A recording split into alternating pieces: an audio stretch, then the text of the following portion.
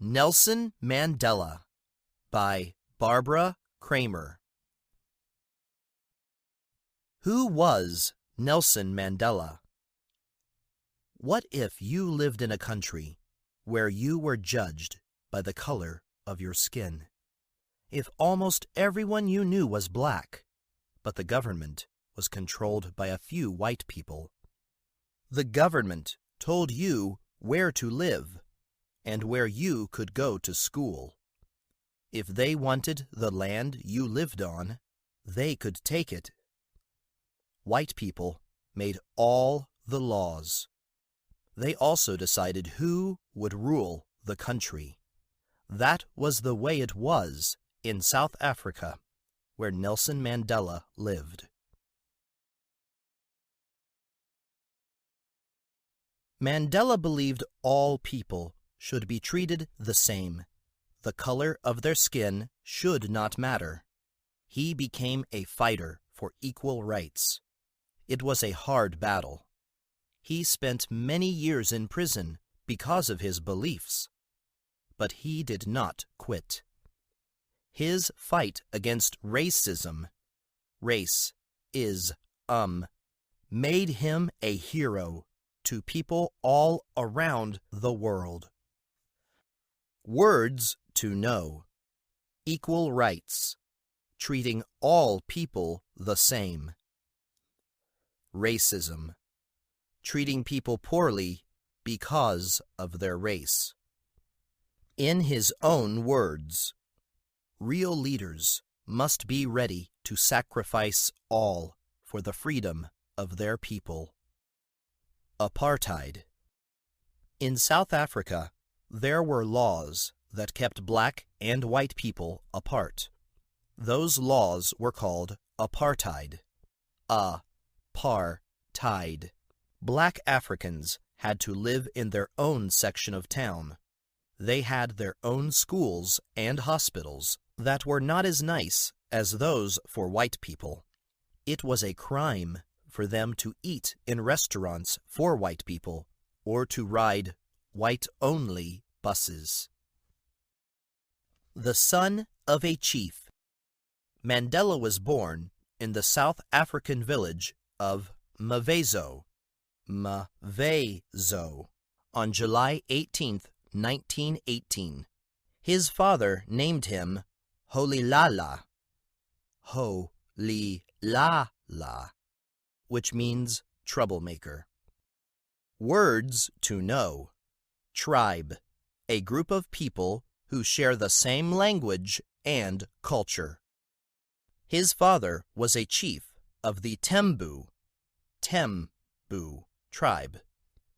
One day, when Mandela was very young, his father disagreed with a white judge in the village. The angry judge removed Mandela's father from his position as chief. He also took the family's land. Mandela's mother moved her family to a farm in the nearby village of Kunu. That's a fact. In the culture of the Tembu people, men could have more than one wife at the same time. Mandela's father had 4 wives and 13 children. A new home. The family lived in 3 huts. One was for sleeping, one for cooking, and one for storage. The huts had mud walls, dirt floors, and grass roofs. Everyone had work to do. Mandela began herding goats and sheep when he was only 5 years old. When he was 7, Mandela became the first person in his family to attend school. On the first day, the teacher gave the students English names. She said he would be called Nelson. That's a fact. Mandela sometimes wore a blanket wrapped around one shoulder and pinned at the waist.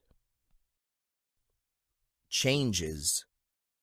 In 1930, Mandela's father died. He had been a friend to the king of the Tembu people. After his death, the king invited 12-year-old Mandela to live with him. Mandela's mother did not want to let her son go, but she knew the king could give him a good life. This banner hangs in the Great Place, where Mandela, also called Madiba, lived with the king. Mandela was sad as he left Kunu. He wondered if he would ever see his village or his family again. When he got to the village of Mkekezweni, Mandela could not believe his eyes. The king had the grandest home he had ever seen. It included 2 houses and 7 huts. It was known as the Great Place. The Great Place had many buildings. Learning to lead. Mandela learned his first lessons about being a good leader from the king. In tribal meetings, the king gave everyone a chance to talk. He listened carefully to what each person said.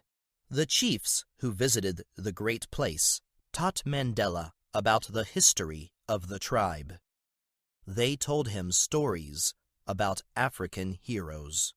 Mandela's education continued at a one-room school next door to the Great Place until he was 15. Then he went to the Clarkberry Boarding Institute, about 60 miles away. In 1937, he moved to Healdtown to attend college. In his time. In the 1920s, when Nelson Mandela was a child, life in South Africa was very different from how it is now. School. Many black children did not attend school at all. Most who did went to one-room schools in their villages. The schools were run by people who traveled to South Africa to do work for their church. Home life.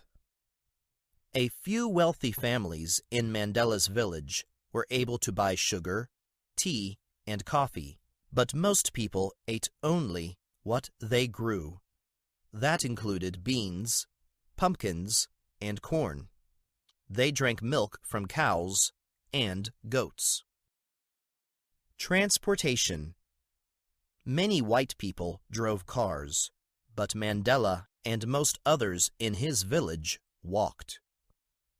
Toys and free time. Children in Mandela's village made their own toys using clay and sticks. They played games such as hide-and-seek and tag. The boys enjoyed stick fighting. History. South Africa was ruled by white European settlers. They owned much of the land and made all the laws. Student protest.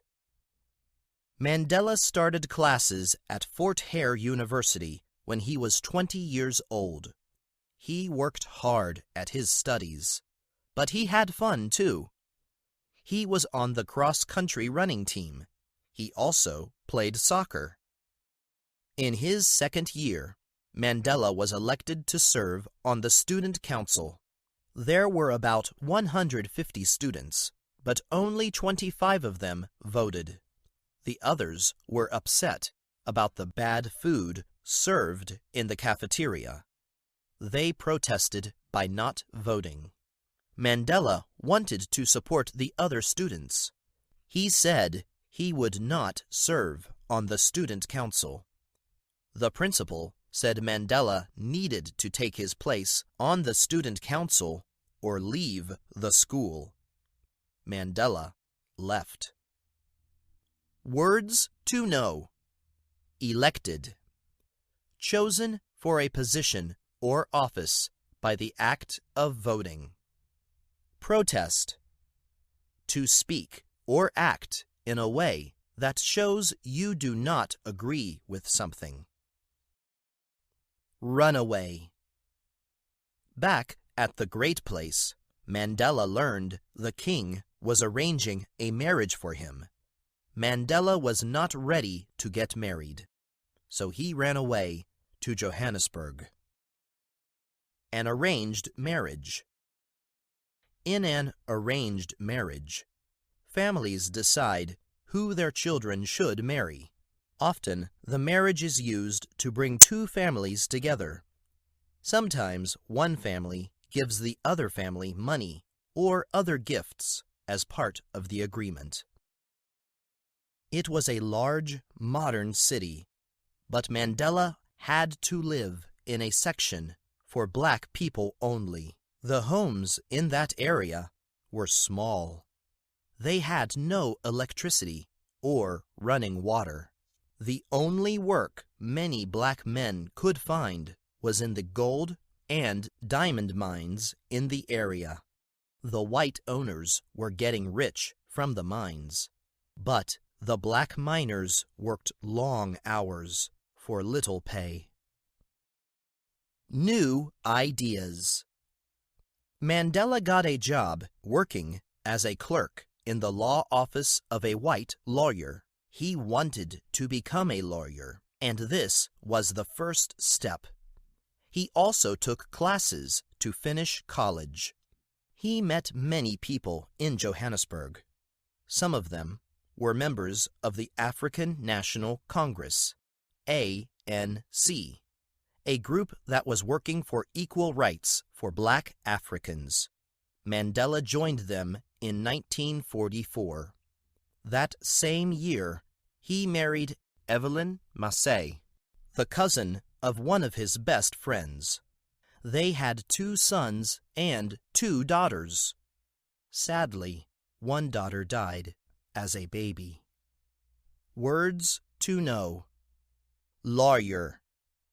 A person whose job is to help people with things related to the law. That's a fact.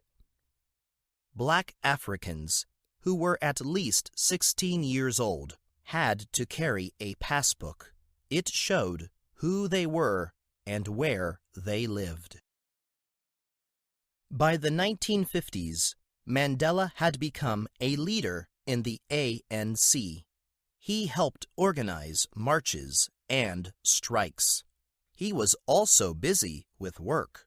In 1952, he and his friend Oliver Tambo set up the first black law office in South Africa. Mandela left early in the morning for work. In the evenings, he had ANC meetings. Many times, he did not get home until late at night. His children were already sleeping.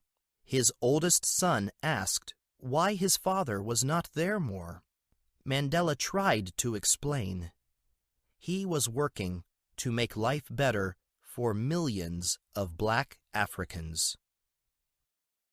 Words to know. Strike.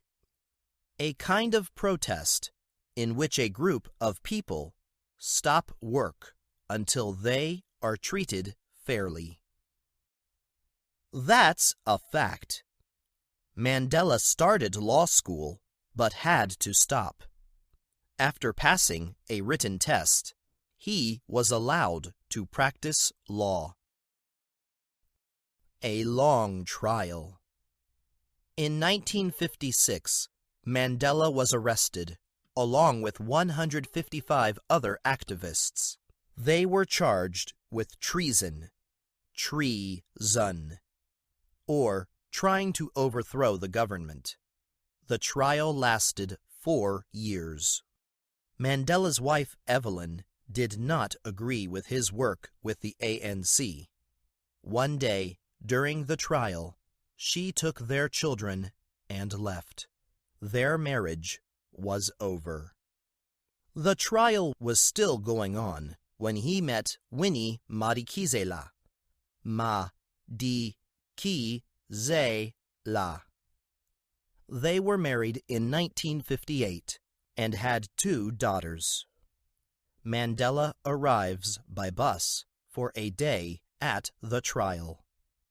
Words to know. Activist. A person who works to make changes. Treason. The crime of trying to overthrow or take over a country's government. That's a fact. Winnie and Mandela shared many of the same ideas. She also joined the ANC. A new direction. The trial finally ended in 1961. Mandela and those tried with him were found not guilty. After the trial, Mandela went into hiding. The government was watching him closely. It was too dangerous for him to do his work with the ANC out in the open. He moved often, so the police would not find him. He met with other ANC members in secret. Mandela said peaceful protests were not working. It was time to take stronger action. He helped create a military branch of the ANC and became its leader. Mandela traveled to other countries to get their help. He also trained to become a soldier. Mandela visited London while traveling to other countries to get support. Life in prison. Soon after Mandela returned to South Africa, he was arrested. This time, he was found guilty of leaving the country without a passport and of leading a strike. He was sentenced to 5 years in prison. While he was serving his sentence, he was put on trial again. This time, he was charged with trying to overthrow the government. On June 11, 1964, he was sentenced to spend the rest of his life in prison. Mandela was 45 years old. He was sent to the Robben Island prison off the coast of Cape Town. His cell was small. When he lay down to sleep, his head touched one wall and his feet touched the other. His bed was a thin mat on the floor. He was given a bucket to use as a toilet. Words to know. Sentenced. To be told in a court of law what the punishment for a crime will be. That's a fact. During his first years in prison, Mandela could have only 2 visitors a year. 8 cool facts about Mandela. 1. In prison, Mandela secretly wrote a book about his fight for equal rights. That book, Long Walk to Freedom, was published in 1994. 2. Mandela enjoyed boxing for exercise. 3. Mandela was the 466th prisoner at Robben Island in 1964. His prison number, 466/64, became a sign of freedom. 4. To keep fit while he was in prison, Mandela ran in place for 45 minutes. Then he did 200 sit-ups and 100 push-ups. 5. Mandela planted a garden in the prison courtyard. He grew vegetables and fruit for both prisoners and guards. 6. Mandela has received more than 1,000 awards.